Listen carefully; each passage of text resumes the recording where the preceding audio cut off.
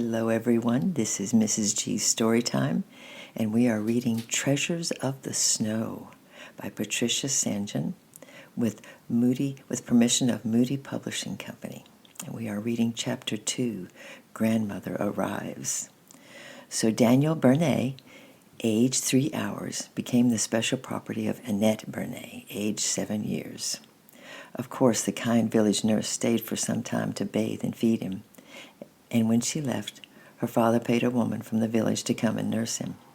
But Danny belonged to Annette, and nobody ever spoke of him as anything but Annette's baby. For once the great shock of losing her mother was over, Annette gathered up all the love of her sad, lonely little heart and poured it out on her little brother. She held his bottle while he sucked and sat quietly by his cradle in case he should wake and want her.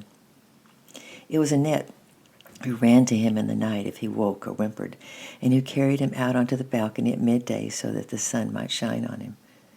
And with so much love and sunshine surrounding him, the baby grew strong until there was no other baby of his age in the village or the valley who was as healthy and beautiful. He slept and woke and chuckled and fed and kicked and slept again.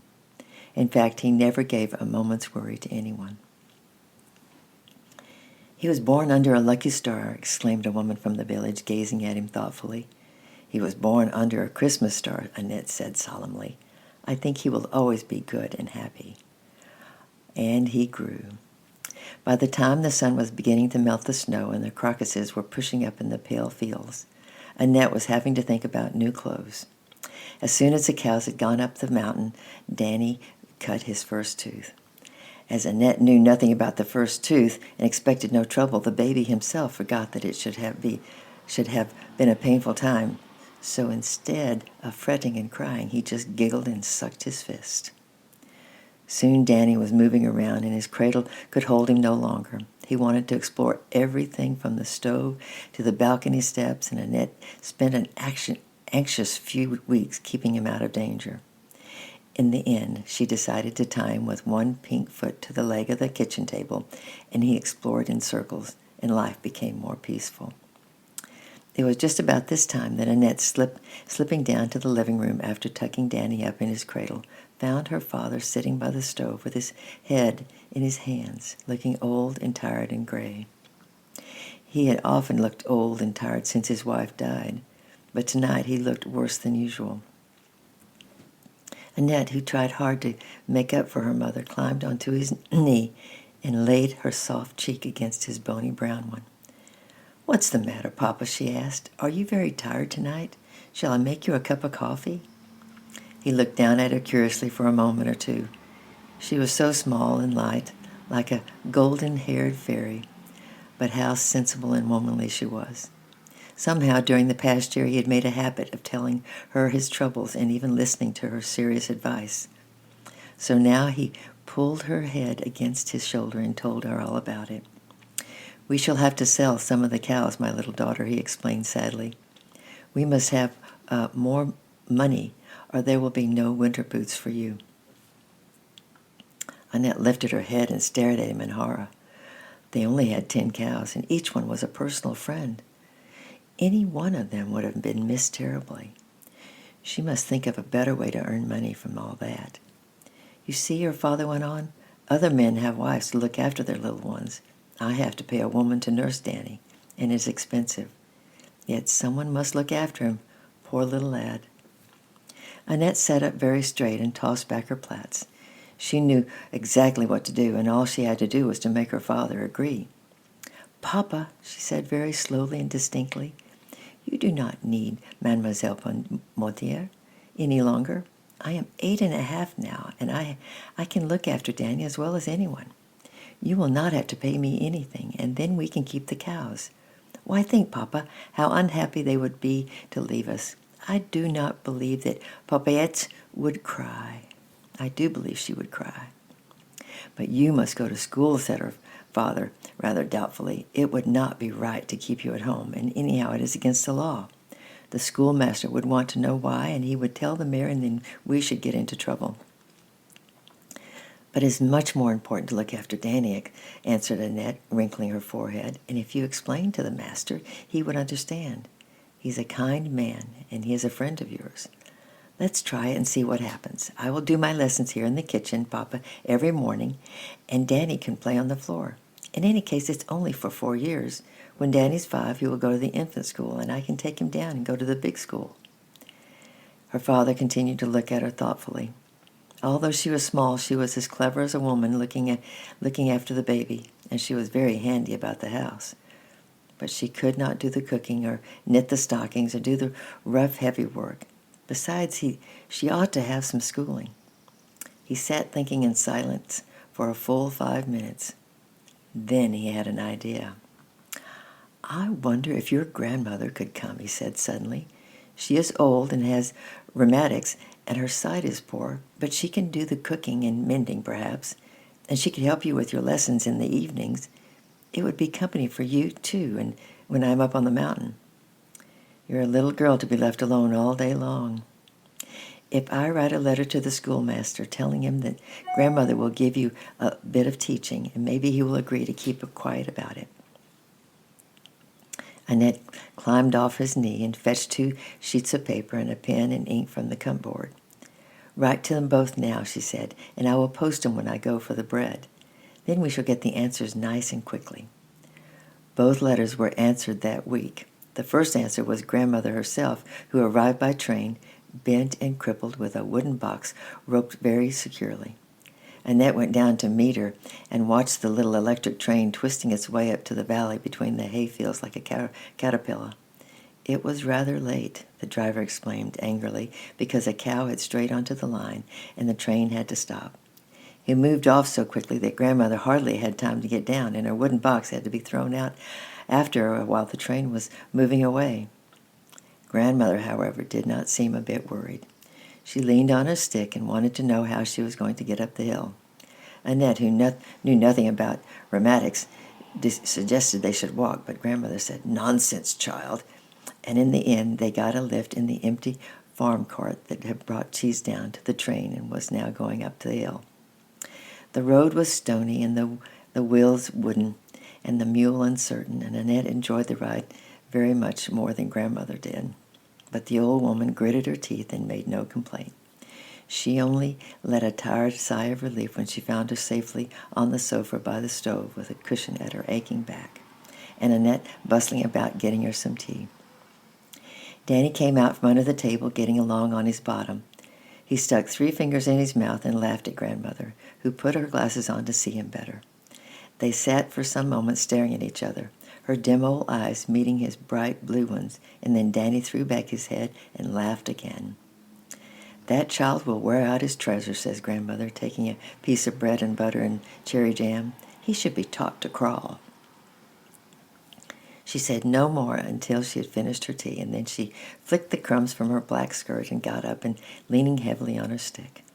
"So," she remarked, "I have come. What I can do, I will do, and what I cannot do, you must do for me. Now, Annette, turn that baby the right way up and come and show me around the kitchen." And from that moment, grandmother did what she could. Annette did the rest, and the household ran like clockwork, except for Danny, who continued to move around and round the table legs on his bottom in spite of grandmother. So after a few days, Annette was sent to the village to buy a yarn of thick black felt, and grandmother sewed round patches onto the seats of all Danny's trousers.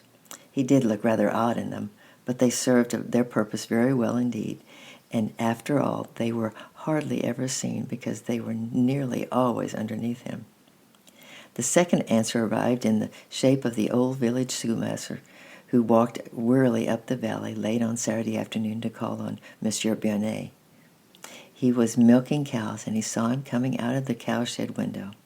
He did not want to argue with the schoolmaster because he was afraid of getting the worst of it, so he ran out the back door and hid in the hayloft. Annette, who was also looking out of the living room window, saw her father's leg disappear under the ladder just as the schoolmaster came around the corner, and she understood perfectly what was expected of her. She opened the door and invited the master in, offering most politely the best chair with a smart red seat. He was very fond of Annette, and Annette was very fond of him. But today they were a little bit shy of each other. Grandmother folded her hands and sat up straight like an old war horse ready for battle. I have come to see your father, began the schoolmaster, coughing nervously, to discuss his letter about you being away from school. I cannot say I think it is right for a little girl of your age. Besides, it is against the law of the state. The state will know nothing about it unless you choose to mention her, said the grandmother. Besides, I can teach the child myself. I do not think it is right for a little boy of Danny's age to be left without his sister to look after him. But can't you look after him, suggested the schoolmaster gently. Certainly not, snapped grandmother. My sight is so poor that I cannot see where he is going, and my arms are so rheumatically that I cannot pick him up if he falls. Besides, he moves about like an express train, and I'm nearly 80, and you do not know what you're talking about.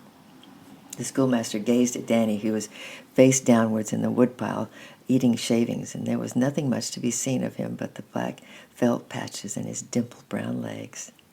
The master realized grandmother would not be able to manage him. The schoolmaster didn't know what to do. Perhaps his old friend Monsieur Bernet would be more reasonable. He turned to Annette. When will your father be in, Annette? He asked. I don't know. He's gone out, and he may not be back for some time. It is not worth your while to wait, monsieur, replied Annette steadily, knowing perfectly well that her father would return just as soon as the master disappeared down the valley. The schoolmaster sat thinking. He was a good man and really cared about Annette and his duty towards her. Yet he did not want to give up his old friend into the hands of the law, especially when it was quite clear that the child was needed at home. At last he had an idea. He did not think that it was a very good one, but it was better than nothing. I will let the matter rest, he said at last, on one condition only, that every Saturday morning when Annette comes down for the bread, she shall visit me in my house and I will test her. If I find her making progress, I will say no more. But if I find she is learning nothing, then I shall feel it my duty to insist she attend school with the other children. He tried to speak sternly, but Annette beamed at him, and Danny, sensing a family victory, suddenly turned himself the right way up and crowed like a cock. The schoolmaster looked at the two fair, motherless children for a moment, smiled very tenderly, and said goodbye. As soon as he had disappeared in the pine wood, Annette ran to the door and called to his father to come down from the hayloft, and she told him the good news. So it was that Saturday morning Annette rapped at the front door of the tall white house where the schoolmaster lived, with her bread basket on her back and her tattered exercise book in her hand, and the schoolmaster joyfully let her in. In the winter they sat by the stove and ate spiced fruit tart and drank hot cocoa, and in the summer they sat on the veranda and ate cherries and drank apple juice. After that the test would begin. They always started with arithmetic, but Annette was not good at arithmetic, as she never knew the answers, and the schoolmaster would feel after a few minutes that it was waste of time to ask any more questions. So they would pass on to history, and here Annette never needed any questions. She would lean forward, clasp her knees, and relate how William Tell had won the freedom of Switzerland, and how the brave little son had stood still while the apple on his head was split by a whizzing arrow. Annette knew all about the brave Swiss heroes, and she and the schoolmaster would look at each other with shining eyes, for they both loved courage. After this, they would turn to the Bible, which Annette was beginning to know quite well, for she read it aloud to grandmother every evening. By the time the schoolmaster would have forgotten to tell Annette off because she couldn't do her sums, instead he would give her fresh books to read and would fill the gaps in her breadbasket with spiced gingerbread hearts and knobbly chocolate sticks wrapped in silver paper. And then they would say goodbye to one another, and he would stand at the door and watch her until she reached the edge of the pine woods, because here she always turned around to wave. Years ago, the schoolmaster had loved a golden-haired girl who lived high up on the mountain, and he had bought this white house and made it beautiful for her. But she went out to pick flowers and was killed by the treacherous fall of late snow. So the schoolmaster really lived alone, but in his dreams she was always there, and also a little daughter of corn-colored plaits and eyes like the blue gentians, which are really purple flowers, who sat on a stool close to his knees. On Saturday mornings, that part of the schoolmaster's dream came true. And tomorrow we'll read Chapter 3, A Very Special Christmas. I love you, and I'm praying for you, and we'll see you tomorrow. Bye-bye.